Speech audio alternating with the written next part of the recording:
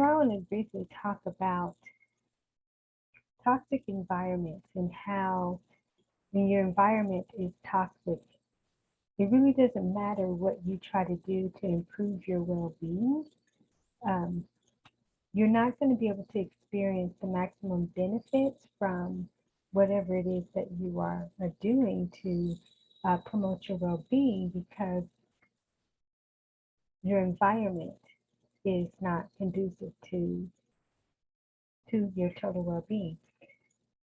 Something I find that's very interesting when I hear health professionals talk a lot about leaky gut syndrome and all these different chronic illnesses that impact people majorly, and they make suggestions, give recommendations, and want you to buy their products and the best things that you should do to take care of yourself.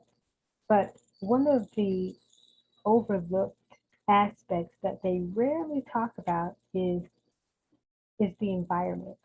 And so that's something that I'm really big on in terms of being able to bring more awareness to that. And I'm not saying that there isn't a lot of focus in terms of environmental health and in making sure that your homes are, um, in the optimum state for you to be able to, get the benefits and maximize whatever you're doing.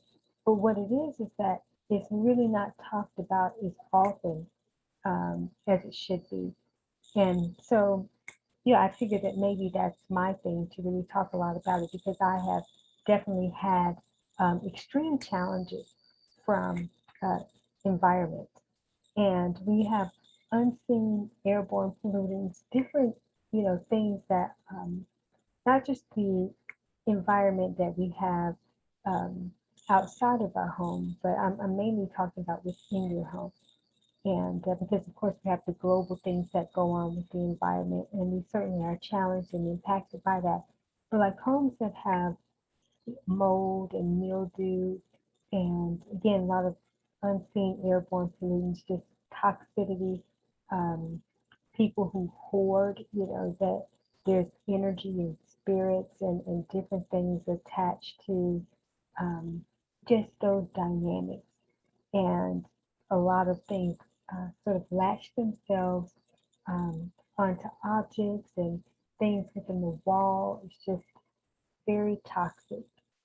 And when people are in those types of environments and they're trying to take care of themselves the best that they can, they'll find that they'll just kind of be on loop continuously where you may be improving to a certain extent, but overall you really can't heal in sick bay, so to speak, in a toxic situation.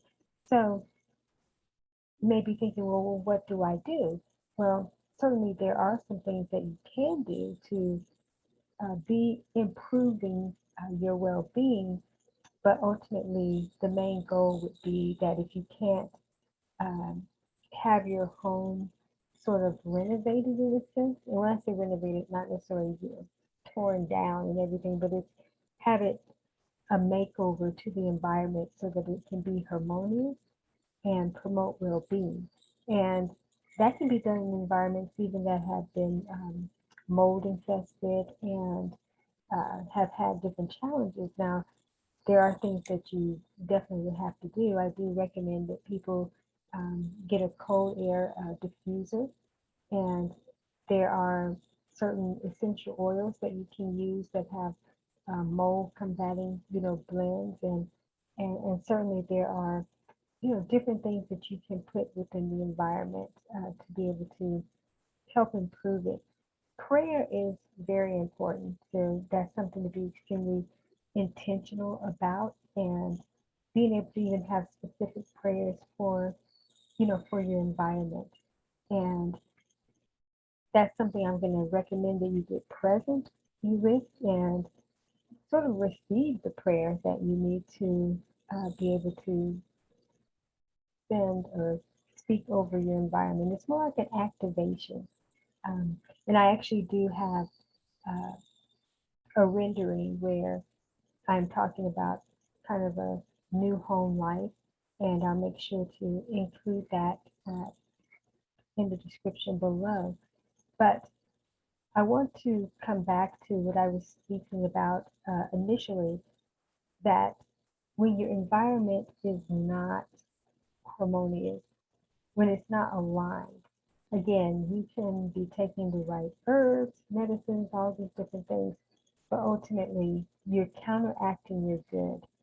I'm not saying that you're not getting some improvements, because you certainly are, but if you keep seeing kind of a repetitive cycle of, you sort of heal, semi-heal in some areas, but then you're having to come back around and keep doing the same thing, spending a whole lot of money on different treatments, um, it's really time to address the environment.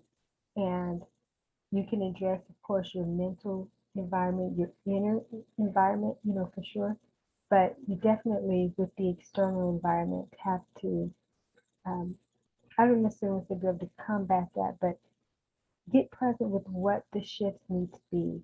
Um, and these solutions, are going to be unique to everyone. That's why I'm not going to give, 3 steps to heal your home in this way or these different things, because, there's a lot of advice that's constantly offered, but individuals don't really get present to find out what's unique for them. And that's how you end up spending a lot of money, end up doing a whole lot of different things, because we just don't take the time to get present and to, align with our total well-being. And I have resources, that can assist with that. I'm very big on people getting into their own information through intentional journaling and getting present, and not being lazy in terms of how we engage our lives, and just taking things, for face value. This expert said I need to be doing this, so I'm going to do this. Then they tell me I should be eliminating this.